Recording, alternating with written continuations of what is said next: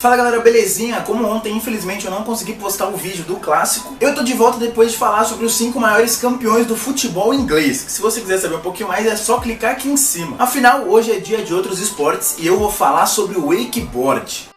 Mas antes de qualquer coisa você já sabe, deixa o like maroto aqui embaixo, marca seu amigo ou sua amiga que curte o tema e se inscreve no canal pra gente chegar logo o quanto antes à marca de 5.000 inscritos. Sem esquecer também de curtir a página lá no Facebook, que tem novidade todo dia. E mano, é rapidinho, né? Acabou o vídeo aqui, vai pra lá, deixa seu like, tamo junto. Durante décadas, o esporte preferido dos frequentadores de praia foi o surf, óbvio. Só que mesmo nessa época, as pessoas já presenciavam alguns surfistas sendo rebocados por cabos de esqui aquático que ficavam atrás dos barcos. Ou até mesmo surfistas sendo puxados por carros na beira da água. E foi a partir daí que começou a se utilizar algumas pranchas menores para esse tipo de esporte. Até evoluir para o que conhecemos hoje como wakeboard. Aí eu fui lá na represa do Guarapiranga nesse final de semana para conhecer um pouquinho mais sobre essa modalidade. Ficou curioso? Então confere aí.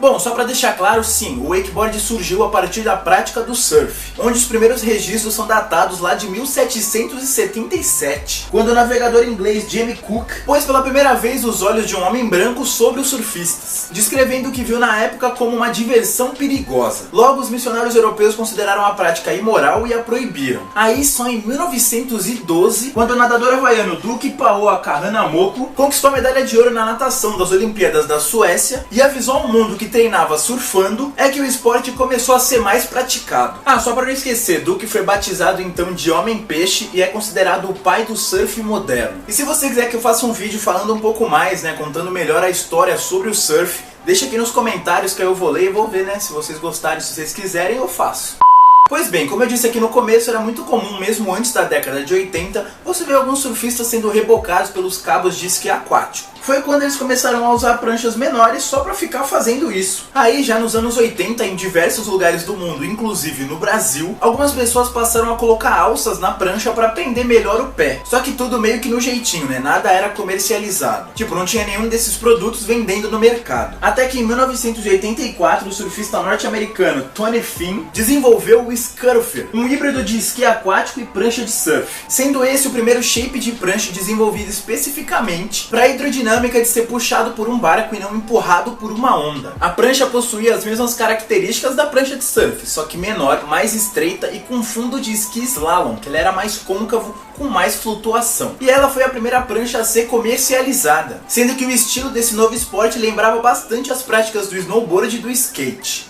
Aí é claro que a nova prancha começou a ser mais trabalhada. Por exemplo, em 1985, duas alças ou foot straps foram adicionadas. E o interessante dessa inovação é que ela aconteceu ao mesmo tempo através de pessoas diferentes, que não tinham a mínima ideia do que o outro estava fazendo. Calma aí, ficou confuso, Eu vou explicar melhor. Ao mesmo tempo em que Finn adicionou essas alças ao Scurfer, Jimmy Redmond, que morava no Texas, também colocou as alças na sua prancha de Ski Redline, que era uma versão um pouco menor que o Scurfer e estava fazendo muito sucesso em Austin. E foi justamente esse novo adereço nas pranchas que serviu bastante para o grande desenvolvimento do que a gente conhece hoje como o wakeboard. Afinal, com elas as pessoas conseguiam fazer manobras muito acima da água, o que levou o novo esporte a se diferenciar bastante do surf. Ele ficou muito mais parecido com o snowboard, sendo bem mais dinâmico. E foi justamente nessa época, lá para 87, que Roberto Pereira Leite, o Betinho, introduziu no mercado brasileiro uma cópia do Scurfer já produzida em São Paulo. Foi quando começaram a ter algumas competições e festivais tanto aqui no país quanto fora, principalmente nos Estados Unidos, onde Finn trabalhou firme e forte para a promoção do novo esporte. Tanto é que logo em 1990 foi realizado o primeiro campeonato de Scurfer televisionado pela TV a cabo. Só que mesmo assim eles enfrentaram muita dificuldade. Isso porque a falta de motivação e a tecnologia atravancavam o esporte. Afinal, só os skiboarders mais experientes ou os mais fortes conseguiam fazer as manobras fora da água. Porque enquanto o Scurfer era estreito e flutuava muito, necessitando de bastante energia para conseguir deslizar sobre a superfície da água, o Redline era leve e não tinha a durabilidade necessária para aguentar os esforços constantes do novo esporte.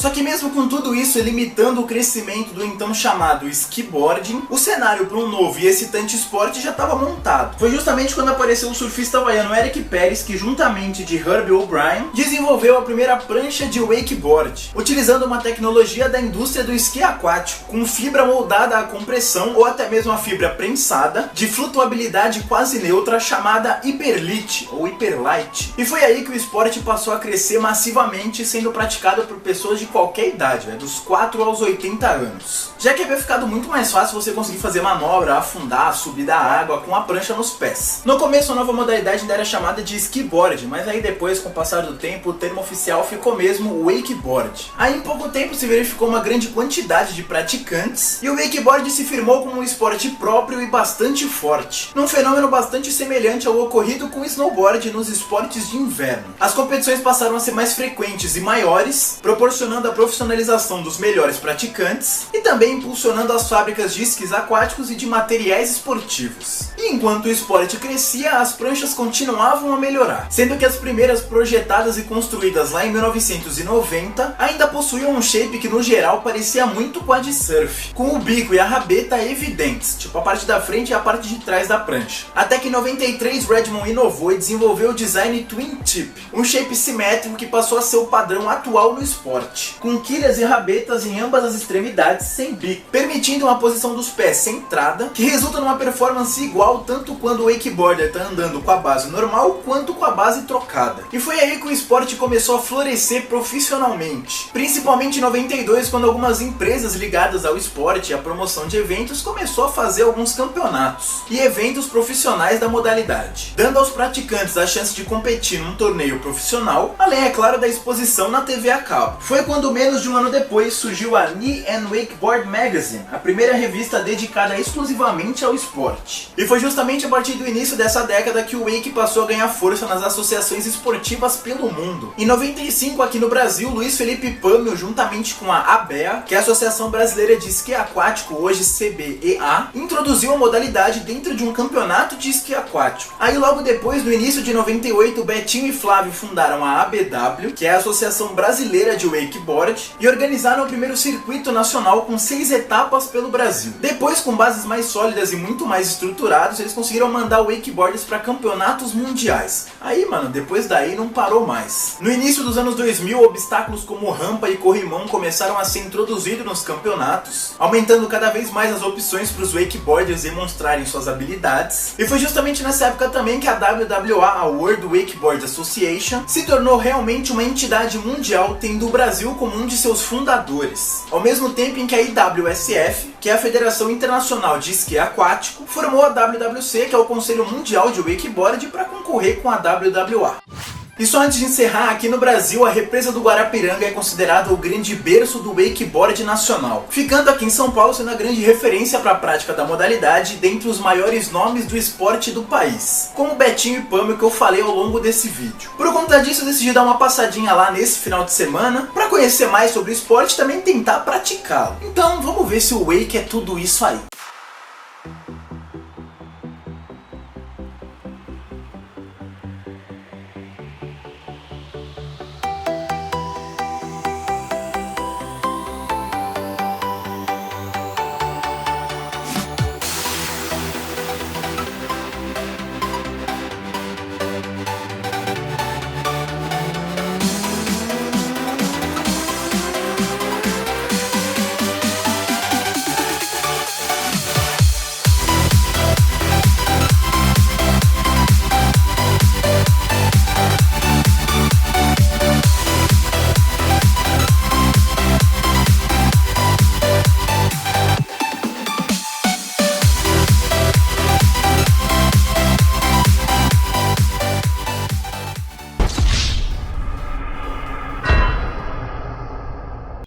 Bom galera, por hoje é isso, espero que vocês tenham gostado, um vídeo bem bacana de fazer, muito legal, que eu aprendi bastante também. E como é de praxe, aqui no final eu vou deixar a playlist dos outros esportes pra você assistir aquele vídeo que ainda não deu tempo de ver, ou que você esqueceu, ou que você já viu e gostou muito e quer ver de novo, e vai ver tanto que vai mandar pra todos os seus amigos. Então eu fico por aqui, a semana tá cheia de vídeo aí, essa semana não vai faltar nenhum, te garanto, velho. Quarta, quinta e domingo, bonitinho, vai estar lá de boa, é nóis, e se inscreve no canal.